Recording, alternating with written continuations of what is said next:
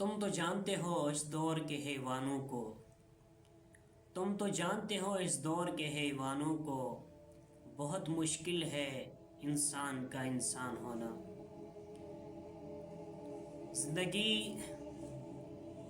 وہ نہیں جو ہم سوچتے ہیں، جس کی تصور ہماری ذہن میں ہے اور ہم ایک خواب رکھے ہوئے بیٹھے ہیں۔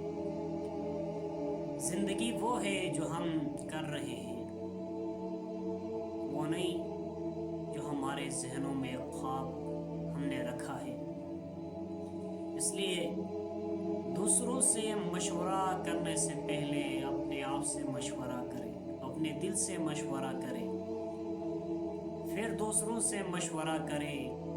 پھر جو سمجھ آئے وہی کریں، ورنہ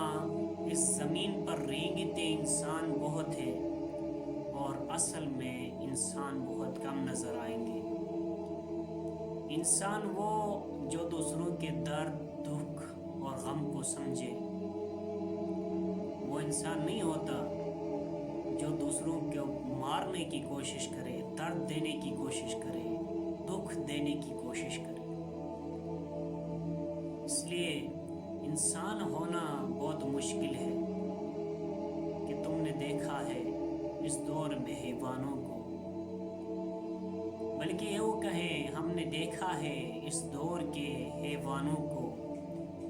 ہم نے دیکھا ہے اس دور کے حیوانوں کو، بہت مشکل ہے انسان کا انسان ہونا، مشکل ہے اس دور میں انسان ہونا۔